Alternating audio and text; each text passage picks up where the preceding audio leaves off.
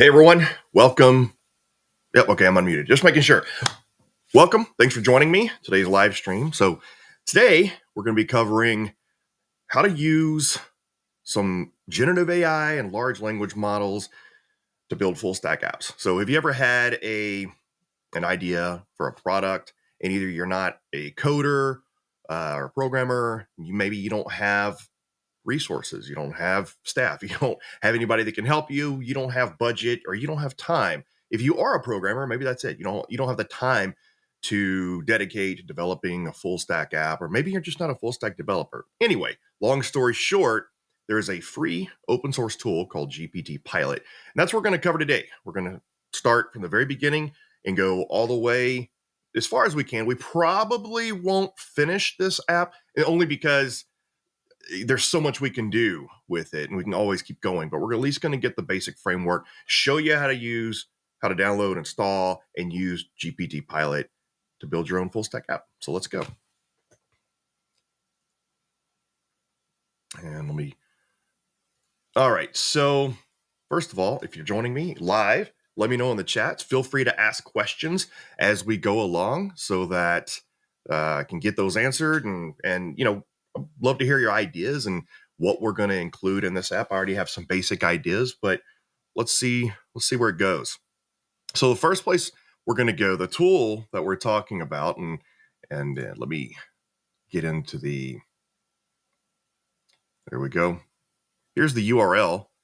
It's by a company called Pythagora, and it is GPT Pilot. Now, there is a VS Code plugin for this, and that's a paid subscription. So you join, you pay a certain amount per month, and then they will give you a certain amount of tokens based on how much, what your subscription cost is, and you get so many hours. However, if you use it the way that we're going to do it today, which is just the open source command line version, then it's free it's free in terms of no subscription cost, but you are going to have to purchase your OpenAI credits. We're going to be using OpenAI here, and you can use open source, you can use local models, but today we're just going to be using OpenAI. I'll be using GPT-4 Turbo Preview.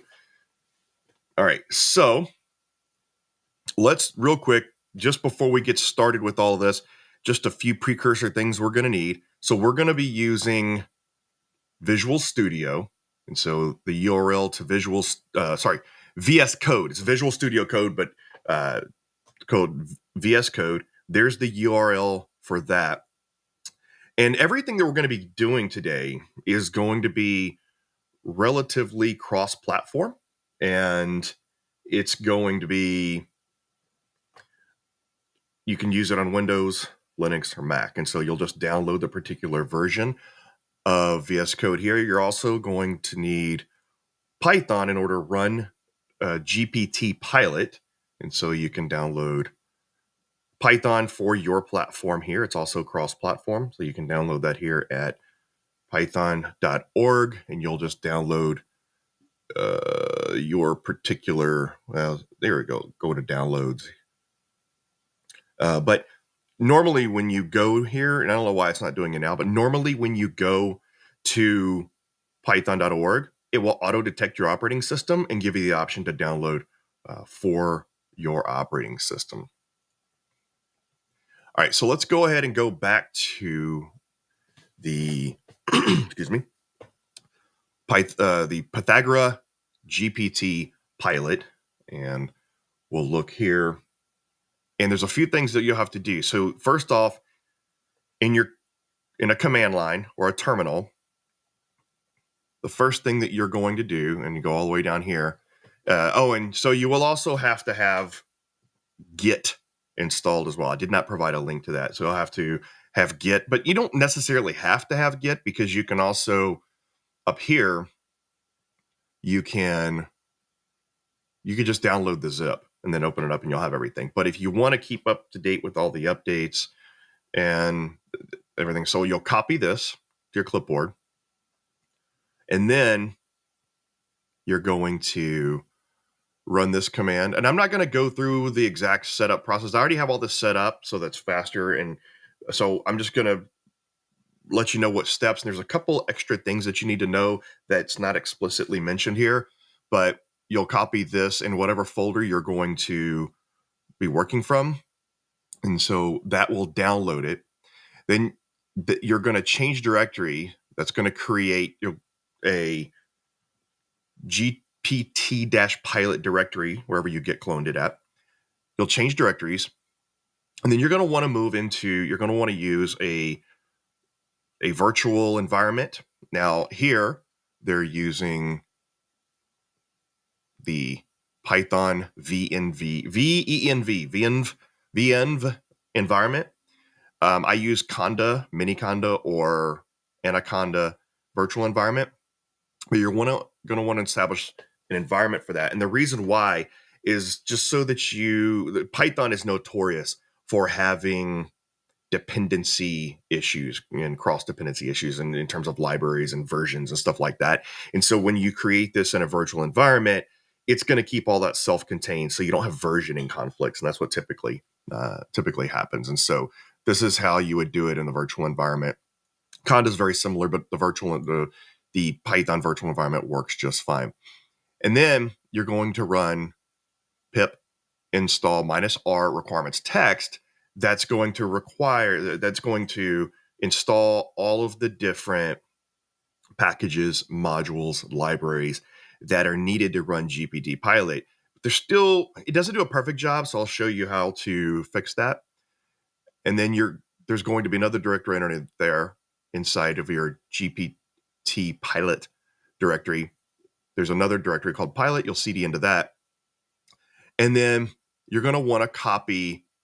I would say copy, don't move. So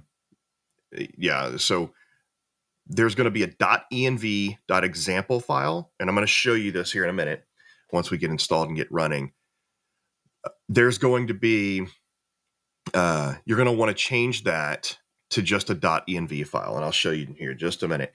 And the reason why is that's going to be where all of your settings are. Now, you could, for some of these, you could just set environment variables locally, like on Mac OS or Linux. You can just use the export function, but having a .env file makes it much easier to edit your environment variables, and that's all it's going to do is it's reading that .env file as your environment variables that you're going to need for like API keys specifically, as opposed to looking on your local system. It just makes it easier to manage. And then so here, then you're going to want to go in there, and we're going to look at this right now. You want to edit your settings, and I'm going to show you. All right. So here I have my command line over here. This is how we're going to be working things. And I understand that this may be a little bit small for you, but in order to see all the code and everything running, I kind of have to, this is kind of the minimal size or the maximum size I can have here. But I imagine most of you are watching on a computer and not necessarily a phone or a TV. So it should be okay. And so inside the pilot directory, come on, there we go. This is your .env example file, and you're going to copy that and rename it to .env. I'm not going to show you what's in my .env file right now because I have my API key in there and I don't want to expose that, but I've done everything else in here. And so what you'll do here is they show you exactly how to do this. You're going to copy that and you're going to paste that right there for your OpenAI endpoint, just as it is right there. And then this is where you're going to post your OpenAI API key. If you're not familiar with how to get an OpenAI API key, just go to openai.com and you'll need to establish an account. And then there's an area where you can get API keys. If you're not familiar with that part, then just leave something in the comments or reach out to me afterwards. But it's not real difficult to get an API key. And you don't have to put it in quotes or anything like that. Just paste it directly in there. And I'm using the GPT-4 Turbo Preview as my model. I'm a paid user, so that's what I'm going to use. You can also use GPT 3.5 Turbo. The max tokens is typically set at like 8,192. I just increased that. GPT-4 actually has a token window size of 128,000 tokens. And so what I did was I just increased this to 100,000. I'm not going to use that most likely. I'm not going to need that. But I have ran into some issues to where it does exceed the 8,000 tokens in some long code segments. So you're probably going to need to increase it a little bit. So, but you should be okay. I think that's it there. The only, let's see, let's go back to, all right. So by default, it's going to be using SQLite. And if you want to switch to Postgres, then you can right there, but it uses SQLite or SQLite by default. And this is because the way that it tracks all of your code. So as it builds the code, and it's going to keep track of all of that by using, and I'm not sure it either uses, I think it either uses Chroma database um, uh, for that piece, or C tags.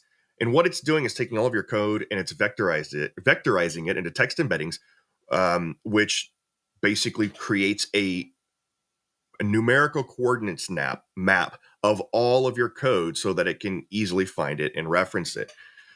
It's also going to keep a database of all the different projects that you have and all the different chat history. And so you'll need that. Now, there's one step that's kind of missed here, and I found that I had to do it, and that is let's get rid of this. We don't need that anymore. Once you're in your pilot directory, you'll also need to run Python db underscore init.py. I'm not going to click enter here because I've already done that, but that's going to initialize the database. Once you've done that, by the way, this workspace directory won't be here. This is where all the projects that you create using GPT Pilot will show up here. And we'll look at that in just a minute. So now we just need to type Python main.py. Right? And then here we go. You know what? I can probably increase the size of this a little bit for you. Hopefully that's a little better. Okay. So in this project, what I want to build, and by the way, later on, if you want to come back to this, you should probably copy this entire thing right here. And I am going to, so I have a folder that I made called, where is it at? App IDs. I always have a problem finding this. So it should be, I thought I had one here. Oops, not the modules. Pilot. Oh, there it is. All right. So I already have an app that I'm creating, a little game I'm creating with my kids there. So I'm just going to paste that in there so I have it later, because that's how you're going to return to a project and to continue to iterate on that. All right, so let's save that. All right, so we're going to call this CyberSec dashboard. What we're going to do is we're going to create an app that will allow multiple users to log in and collaborate on cybersecurity projects, whether it's pen testing or threat analysis, threat intelligence. And so I would like, and let's just go ahead and do that. So it's going to say, describe your app in as much detail as possible. And so I'm just going to type while I think here. And so let's go.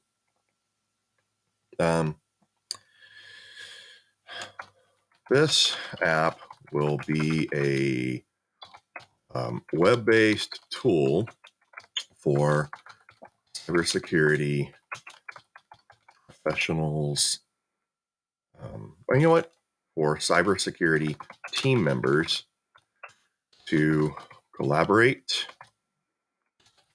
on cybersecurity tasks and projects.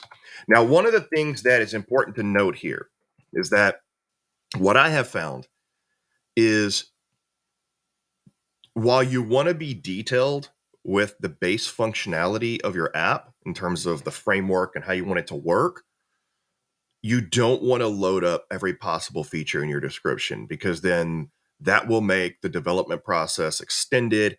It too much detail with too many features, I think it tends to get convoluted. It tends to confuse it a little bit, but you can always go back and iterate and add functionality. So we're going to describe the basic functionality, how we want it to work, how we want it to look, but we're not going to go into extreme details about all the features. And so that's something we can work on in maybe future videos. So, oh, and another thing too is GPT Pilot is really meant for full stack Node.js or JavaScript based web apps. I mean, phone mobile apps. It's not really designed for things like C# or Python, although I imagine it probably could. But they warn you and they tell you that this is not really designed for Python. So, all right. So it should allow multiple users to register accounts.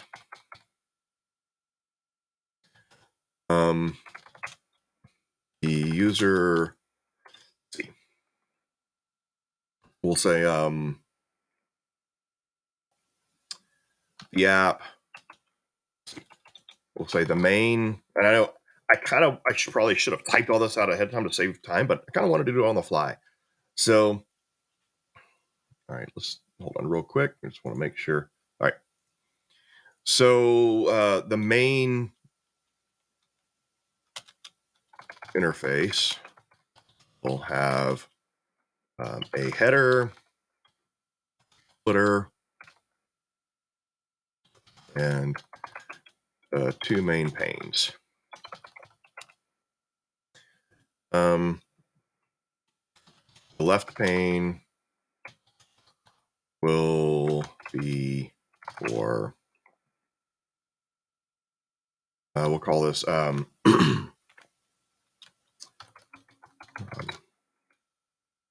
selecting different screens and accessing resources, settings, etc. The right pane will be the main view area. Now, I also want to say that the site should fill up the entire browser screen horizontally and vertically and be responsive. We'll say all right, we'll work with that for now. Typically, the left pane will be about, I don't know, maybe, I will figure out how it looks. All right, so the functionality will be, let's see, all users will be able to view all content, dang it, content, except for the user profile screen. Users will be able to manage their own profile screen to change their display name. Well, let's leave it a little basic, to change their password. Okay, we can add more features to the user profile screen in a little while. So now let's, for the main app, users will be able to upload files such as risk assessment reports, asset data, etc. These files can be text, PDF, and we'll just go with CSV. Oh, we'll do CSV and images so that we can. All right. So sections of the app will include a file upload screen and access to those resources. And then we'll have an analysis screen where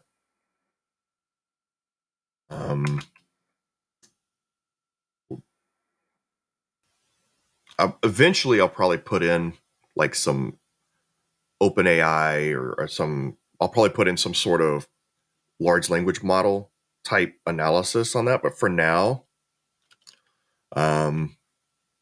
there will be charts and graphs widgets to visualize. I think that's going to be good for now. I think that's simple enough. And we're now watch. It's going to ask us further questions. Okay, so your project description is a bit short. Okay, thanks. The better you can describe the project. Okay, so, but it will ask questions. Let's start by refining your project. So, dev step 1114. I think that's because it's going by like other projects. That is not reminiscent of, or does not reflect what we've done so far here in this one. I think it's just that's how much I've used this thing. What is the most important feature the app should have? Oh, good question.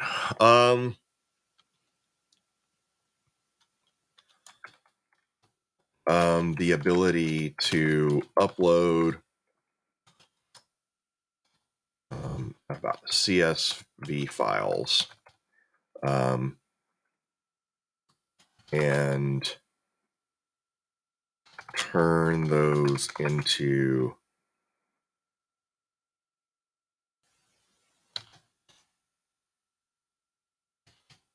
analysis slash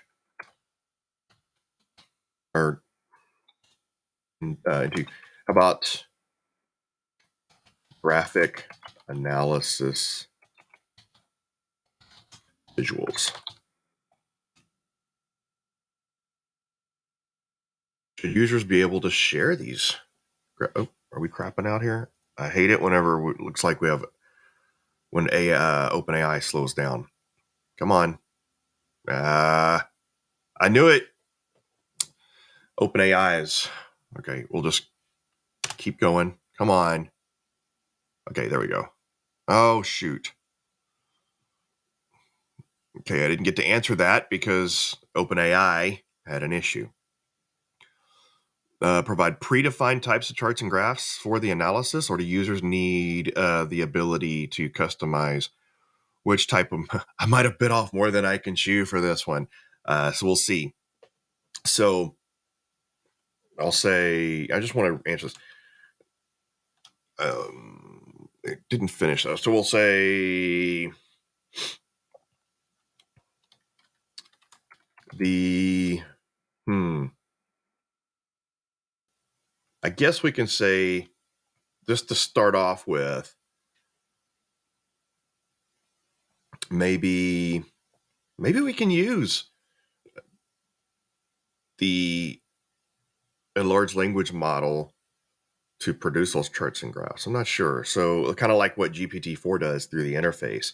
Maybe we'll just say, that's a hard question. or do users need the ability to customize it? Okay, we'll do that. We'll say I would like it to dynamically create a set of standard charts and graphs automatically based on, this is going to be a big ask, based on the CSV data, but the users should be able to modify the data represented, the chart/graph type,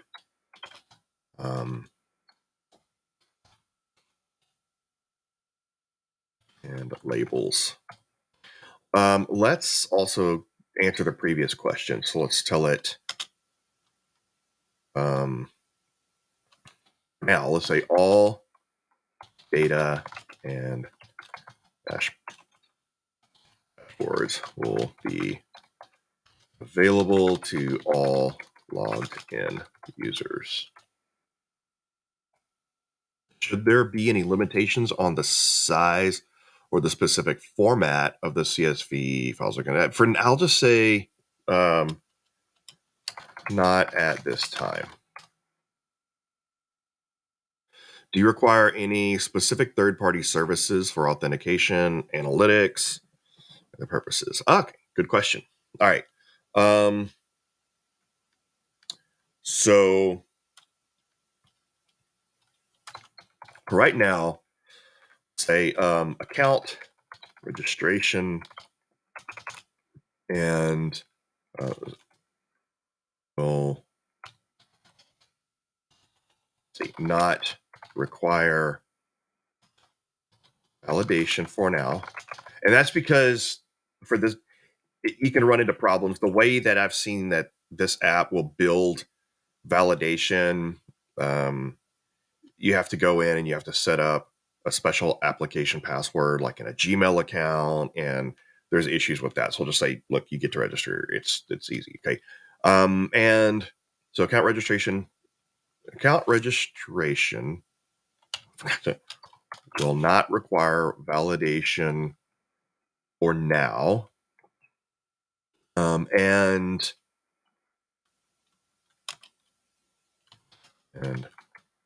authentication will be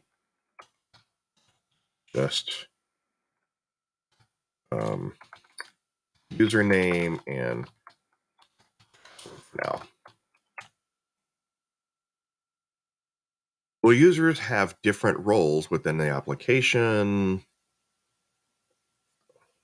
Same level of access for now. Okay.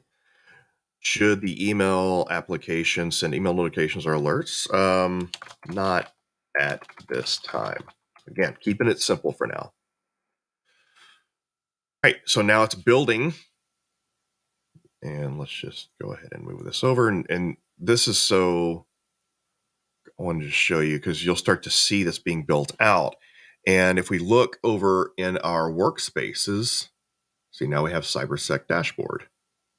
So now we can go ahead and minimize Pilot and go ahead to the workspace and maximize. There's nothing in there yet, as you can see. They just created the workspace. And so here's what we have. So web-based tool for cybersecurity team collaboration, focusing on file uploads right now. So overall description and goals, the application is designed to facilitate collaborating among cybersecurity team members through task and project management, its core functionality allows for uploading various file types with a specific emphasis on CSV files for data visualization. The goal is to streamline the process of analyzing cybersecurity data through automated chart and graph generation. Now, you may be saying, well, this sounds like Elk Stack. This may just be, what's the difference? And the difference is we're building it, right? And Elk Stack can be difficult to configure and to work with and to get set up. And so what we're doing is just creating something simple. But I also do want to add in at some point, I want to add in large language model generative AI analysis to this, but we'll do that later. All right, so features, so user account management, file uploads, data visualization, and also, by the way, I found out that so pretty much right now, any large language model coding assistant, whether you're just using ChatGPT or if you are using a framework like this, it's not good at the most recent OpenAI framework techniques. It's not that great at knowing like what the latest framework. So, for example, is like the latest API call is going to be OpenAI class dot chat dot completions dot create. It doesn't use that. It's still using the old version of that. And whenever I was creating a tool that uses the OpenAI API, I had to manually go and correct all of the API calls and everything. So that's something maybe we'll save for a follow-up video. All right, so resource access, responsive design, functional specifications, user login, simple user and password authentication, profile management for password changes, header and footer navigation, two-pane layout, left pane for screen selection, file uploads, analysis, resource settings, right pane for main content. There we go. File upload screen, users can upload files. Uploaded files are accessible to all logged in users. This is what I'm curious about. I'm curious if it's actually going to be able to generate a dashboard. That is typically something that has not been easy to do, is to generate a dashboard with charts and graphs and be able to handle the type of data, because you have to normalize that, massage it, and specifically, dynamic. I mean, trying to do dynamic charts and graphs. And so, but we'll try two different techniques. We'll see if it can do it just with straight code to start off with. And then we'll see if we can get it to then use some of the OpenAI functionality to dynamically create charts and graphs. So technical specifications, it's web-based. We're going to use Node.js, Express Framework, MongoDB for database, Mongoose ORM, and EJS for templating. Those are all things that will automatically do and install if you don't have it. Front end is vanilla JavaScript with Bootstrap for responsive design. I find that 100% of the time, if you don't specify a framework, if you don't specify these things, this is all the go-to. It will always use Node.js by default. Always use Express for serving out Node.js. It will always use MongoDB for the database, and EJS for templating, which is good. It's easy. So here in a minute, I'll show you we need to install Mongo. Make sure MongoDB is installed. You might also need the MongoDB shell, so I'll show you that. So backend, and it's really cool because it does handle, it's full stack. It'll handle the backend database, the creation. It'll handle creating all of that. Oh, let me make sure I turn that off so I don't get notifications from the AI overload from Amazon. All right. So anyway, but yeah, it will handle creating the front side code, the client side, the user front end, as well as the back end server side code that's protected. It also does a pretty good job of making sure that it's going to sanitize input fields and things like that. So, all right. So the back end handles authentication, file processing, data analysis, serves the application. The front end renders the UI, allows users to interact with the application, et cetera, et cetera. Dynamic creation of charts and graphs based on CSV data, customization. This is going to be interesting. We can do this. Third-party services not specified. Authentication is handled internally with username and password. And I guess I do want to mention that too. So all users have the same level of access capabilities. Yep. Can we proceed with this project description? If so, just press enter. Otherwise, please tell me what's missing or that you'd like to add. So, okay. I'm going to say as a later feature, we will be adding OpenAI API communication to help assist with data analysis and possibly even dynamic chart and graph creation. So we should plan for that, but we don't need to develop that feature this first phase of development. It'll add that in. Okay, so it's just going to redo all of that. Now, just a word of warning, this will rack up some GPT tokens if you're using GPT-4.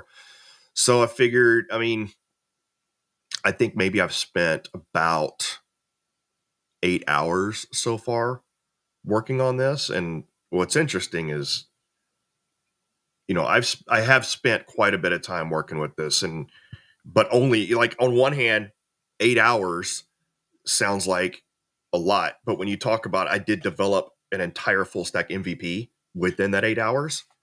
It's not a lot of time at all. It's pretty fast.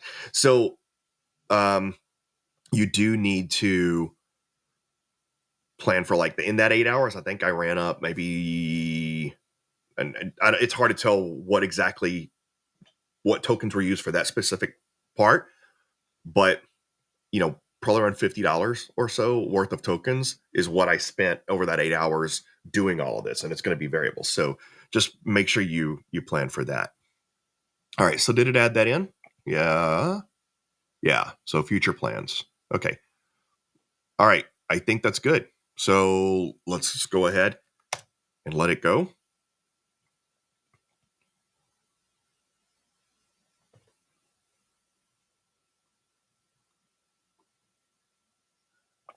All right. So it's creating all the specifications.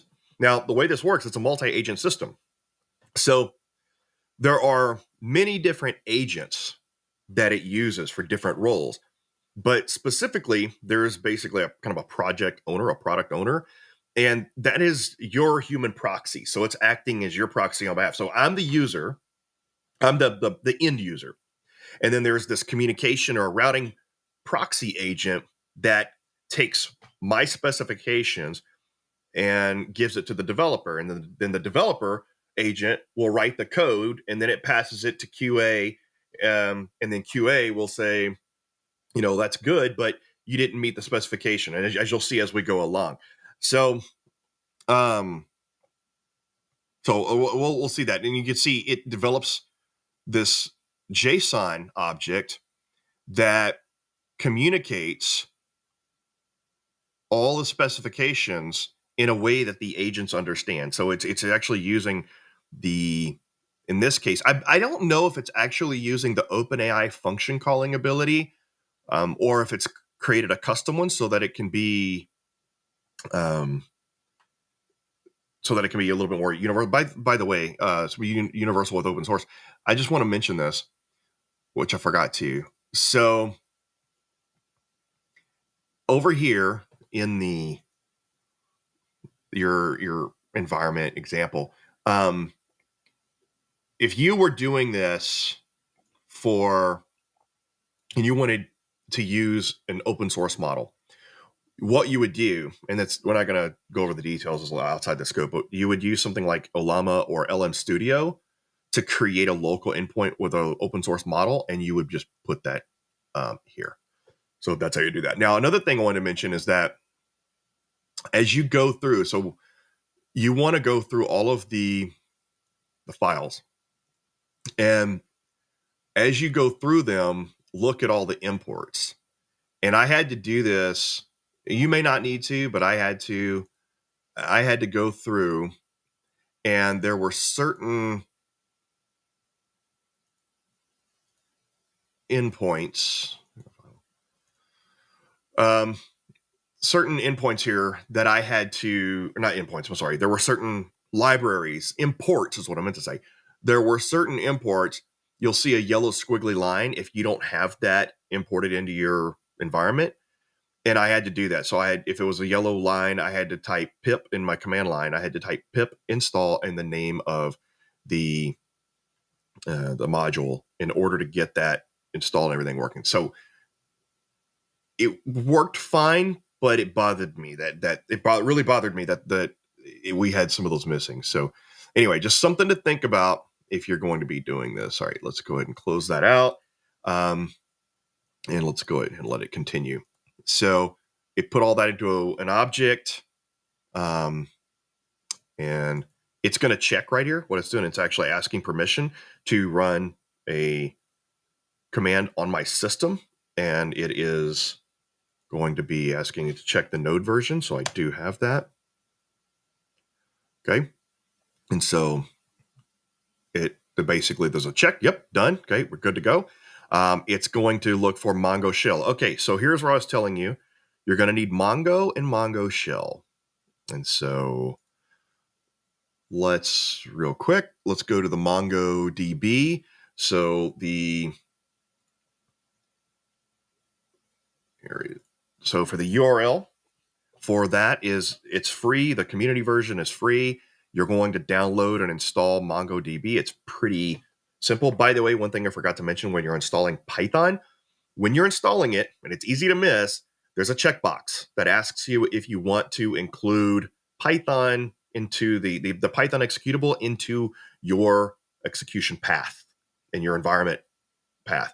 You want to check that and make sure that's done so that you don't have to provide an absolute file location for that or create aliases. So this is an easy install, installing that. And it's all, you want to also install I'll just show you. It's going to ask to install the MongoDB Compass. This is kind of like MySQL Workbench or any other visual that's going to allow you to see the databases, manipulate the database. You want to install that as well.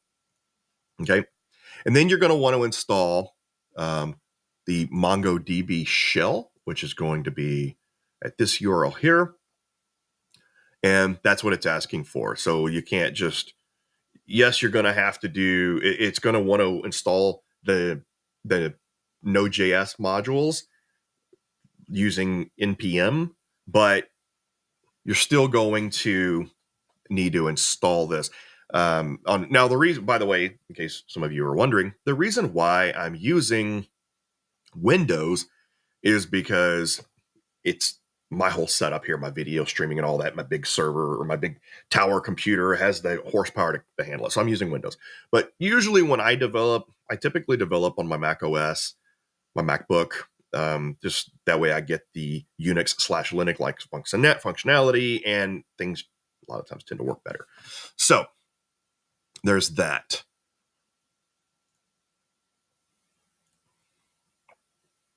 All right, so we're going to go ahead and let it execute that. Oh, and so I thought I had this installed actually. MongoDB, NoSQL database. If you want to install MongoDB locally, so I actually have installed it. So if you don't want to install, so I have the Mongo shell. Let me verify this. It might just not be within my path. Well, let's go through the process real quick just to make sure. All right, let's just go through the process. So I'll load. Okay, so here's this. I know I've already done this. So here we're going to do Windows. I thought I had, yeah, Windows. Yeah, okay. All right. And let's download. No, we want the MSI. All right. And we're just going to click on that. Yeah, see, I think I've already went through this. So there we go. Click next. Yeah, see, I already have it. let's just do that just in case. All right. That was just a little weird. All right, so I know I have that now, and I know I have the Mongo database. Oh, sorry. Earlier, I was telling you about the Mongo database there. Sorry. The Mongo Compass. I didn't show it on my screen, or it didn't show it on the screen you can see. So this is MongoDB Compass, which is like, anyway, as you can see, I am connected. So I don't know why it was telling me why I didn't have it. Anyway, we're going to go and proceed as if everything is fine. So maybe I just don't have it. I don't know. See, I could swear that I do. Mongo SH. Mongo SH. So if I go Mongo SH. See, I have it. I don't know what. Maybe repairing it worked. Okay. Either way, it's there. Live streaming. All right. So now it's going to run the npm install, which I believe is going to install the dependencies. By the way, notice over here, it is already starting to build out it's starting to build out all the file structure. The reason it's grayed out is because the .git ignore has anything underneath here, so it doesn't upload. So if you happen to do a merge with the actual GPT Pilot repository, you're not uploading all of your stuff. So there you go. So you have, all of this is, you got the modules, and you have, see, everything's placeholder right now. Right? See, just a placeholder. All right. So now it's creating the development plan step by step.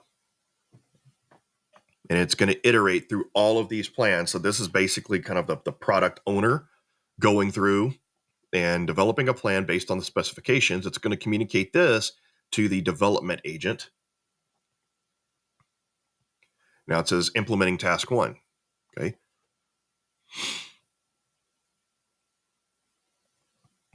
So it's implementing the file upload functionality on the back end. So it's creating the back end first. And this is neat because I actually don't have to really do anything. I just have to sit back and watch and answer questions and run tests when it asks me to.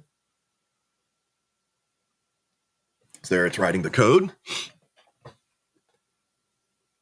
And see, you can see here it's saying that the user input is going to require me to test it. Now, there is a way to develop a testing framework to where it can automatically test these things. And by the way, so you may have heard in the news recently, there's a product called Devon, which is, they're calling it AGI, and it's not AGI, but it's a coding assistant and framework just like this. There's a few. You have Engineer GPT, you have Aider, you have this one, GPT Pilot, you have now Devon, which is it's not, you don't have access yet, and it's not open source, but it will automatically run tests, and it's pretty much fully automated. And you have Crew AI, I believe it's called. And you have Chat Dev. There's so many different frameworks. So far, this is the best one that I found yet for Node.js. Aider has been really solid, but it's AIDER. It's been really solid, but it doesn't have this multi-agent functionality like this does. I mean, and I believe that, so going back to what I said about, you can have it develop a testing framework and it will do the automated testing, and you'll see indications of that. I haven't figured out how to get that part set up and working yet. So there you go. It's creating new files.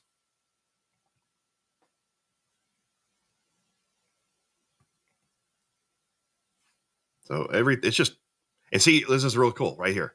See, it's sending for review. So I wrote the code, okay, and then QA checks it and then says, "Yep, okay, it's good. Apply it." Okay, that's good. So now it's going to save that file. So it checks everything. It'll do things like if it needs a change. I've seen it go through and said, "Okay, you did this. That's good, but you didn't meet the end user's requirements. Rework that." So it has ignore, rework, and apply. I believe the ones that I've seen. So there you go. Sending code for review. Okay, met the requirements. Apply. And review notes. The developer followed. It just gives all the notes. All right. The proposed changes implement a file upload. It gives all its analysis, its reasoning. It's literally this product manager and the developer talking back and forth. Now it's developing the front end with EJS files.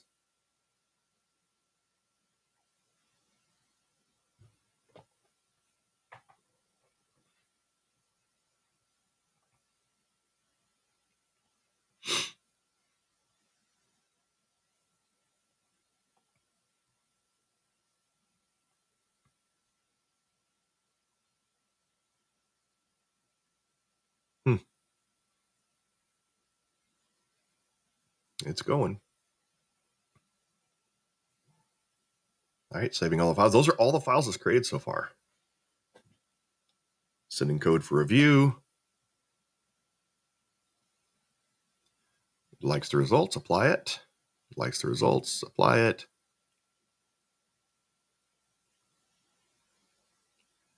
I like how it calls them hunks instead of chunks. Saving all the files. Again, these are all the files that have been created. If you look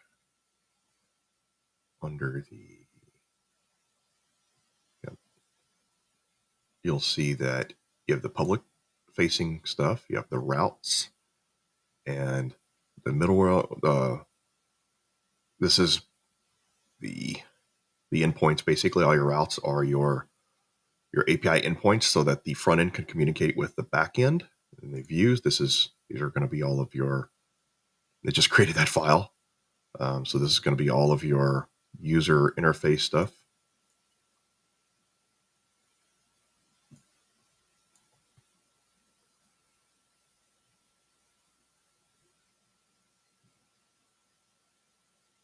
Now, a lot of ways that I use this is I would get this thing going, and I would give it the tasks, and I would sit back and just let it go while I work on other tasks, and just let it work. And then at some point, it'll ask me to test things, and it'll ask for my input.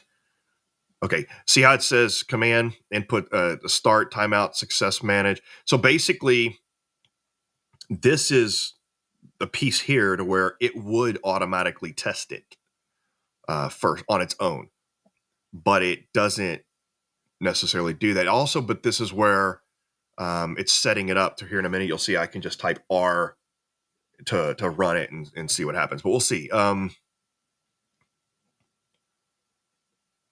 It's giving me instructions. It'll put this out here in a minute. It's giving me instructions, and it's exactly how to test it.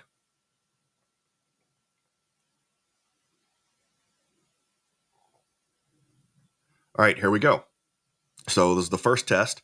So it's going to have us run the server using npm start, or we can just type R down here and it'll run npm start, and we'll check that out. Now there might be a change in the database. I'll show you here in a minute. And it's a thing that it's happening for me locally, and I'll show you what that is. It's the database connectivity. So we'll do that. We'll open the web browser and visit. I would like it if it just gave me a login button. Anyway, so we'll test that. If you already have a user account, no. So we're going to have to create a user account in the URL bar. Then so probably it's what I've experienced is that it doesn't give you all the navigation in the menu right up front. So you have to navigate manually until it creates those.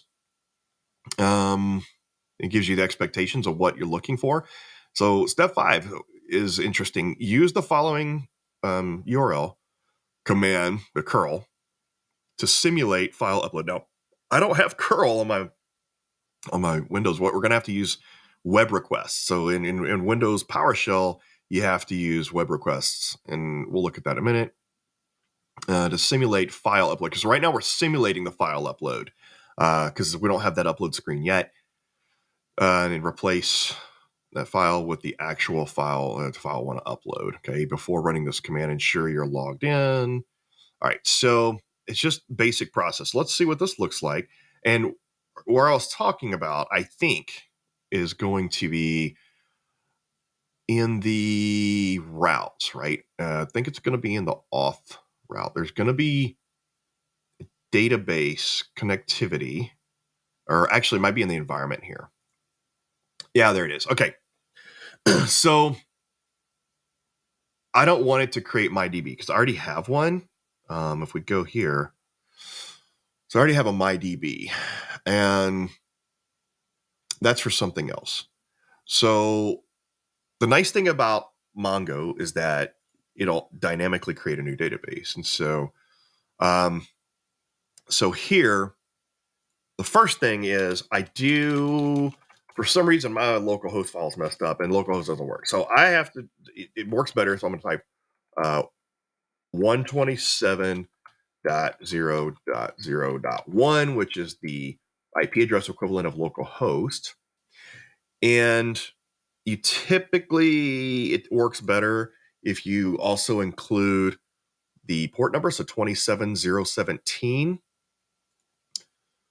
So colon 27017, and instead of my database, we're going to call this, we'll just name it the project. I've done that before. So we'll call this CyberSec dashboard.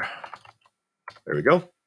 And we're going to save that. And now it should automatically create that when we log in for the first time. All right. Oops. Ooh, watch my click happiness because I don't want things to go south. Okay. All right. So now let's type R. And it's going to start this up. Yeah, we already have a problem. It's going to debug it on its own. So that's simple. It basically, looks like there's a module, cannot find module multer. So it's probably going to install that module.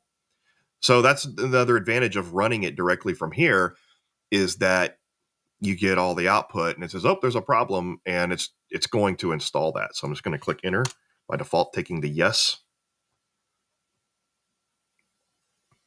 And so it's going to run that command. See, npm install multer. And we're going to approve that. And there we go. It added that. I imagine this is going to happen several times. It's going to ask us to install things that specifically for chart and graph creation, all that. So can I execute the command? Yes, you may.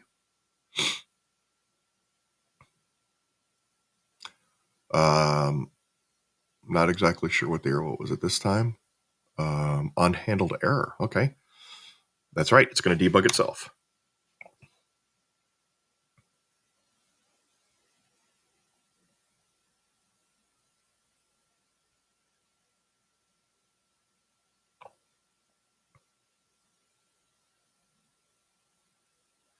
I think the problem is, again, it's probably going to need to use the IP address. Now, see, we're running. Or another tool to terminate the process. Oh, yeah, that's because I was using, you know what? Yeah. Because I was using it on another. Instead of killing that process, let's see if we can just give it a different port number.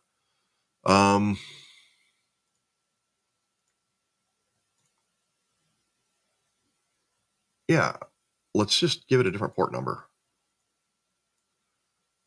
So how about here? Now, Yeah, that should be fine. Let's just give it 3001. Save that. All right.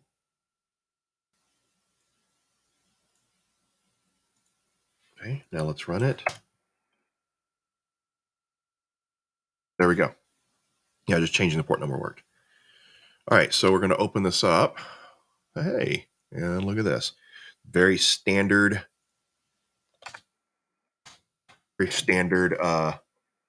bootstrap type of thing. So we're going to click login. We need to register. So we'll just call it Clint. And this is local. I don't care. I'm just going to make it very easy. PASSWRP. There we go. For user, for development purposes, we'll register that. No, I don't need Bitwarden to remember that. Now I can log in. So go Clint and PASSWRD. And there we go. We're logged in. Never. And just so you can see, now there's nothing going on yet because we just created the functionality. However, if you look at the MongoDB, oops, wrong one. All right, MongoDB, if we refresh, you can see now we have a cybersec dashboard DB, and we have, there's an entry for files. We don't have that. We don't have any files yet, but that's where it's going to most likely, yeah, see, that's another game, but it's going to store the files. Where's where all the sessions are stored. We just created one as we logged in, registered, and logged in. And there's the user. There we have. And so it automatically hashes the password. And so there we go. It successfully created with the lack of features, it is now a completely 100% full stack application here. You have a database backend, we have server side code, and we have user interface code, right? And so for right now, I'm not going to do the curl command to test that part. We're actually at an hour. So let's go ahead and, even though, let's go ahead and say that part worked, because if you look at, we could use a PowerShell web request to test this last piece here, which is running this to test the upload. Because once you get past that part, that's going to move on to, once it knows that has upload functionality, then it's going to move on to developing the rest. So for now, since we're at an hour, let's go ahead and call this a part one, and let's reserve, oops, let's go here. All right. So let's stop here and let's reserve the next development step for next video. So I'll schedule another video and we'll just continue to go through this. We'll make each one about an hour, and then we'll start here. But as you can see, in the scope of an hour, we literally developed a full stack application. Now, it lacks a lot of features still, but for all intents and purposes, in an hour, less than an hour, because I spent the first part talking about the setup and installing things, but we have GPT Pilot has developed a fully functional, working, at least the beginning of a full stack app, and we have written zero code. So I think that is amazing, and just watching it unfold. So the next video, we will test the upload functionality, and then we're gonna, well, actually, you'll see, we'll come back to where we left off, right? So I'm gonna exit out, then we'll use the app code to come back where we left off, and then let it continue with the next steps. So we'll stop here for now. And if you're watching live, thanks for joining me. join me next time. I'll get it scheduled, and maybe I think maybe I'll just do these once a week, and I'll do the next one. Although I'm excited to get started and keep going, but we'll do the next one next Tuesday morning, and we'll get started. We'll go from there. See how it goes. If you're watching this on a recording, then let me know in the comments if you've enjoyed this. A couple other just real quick housekeeping things here. So if you're curious to learn more, just FYI. So this is it'll be a little bit of a self plug, self promotion. So this is part of an entire course that I teach at cybersuperhuman.ai. This is the Mastering AI for Cybersecurity course. Oh, let's do this. There you go. It's the Mastering AI for Cybersecurity course. So if you want to dive deeper and get into a lot of the intricacies of the OpenAI API programming and building cybersecurity apps using generative AI, we cover it all here. We have live streams every weekend, or at least every week. Plus, there's over 40 hours of content already produced. So if you want to jump into that, it is one payment, lifetime access. And so just thought I'd throw it out there. It would really help me out if you subscribe and like this video and subscribe and all that good stuff that everybody says. Hey, just be glad I kept it to the very end. So anyway, we'll see you next week or on the next video. Thanks everybody for joining me. And I hope you enjoyed this one. I hope you learned something. So more to come. Take care.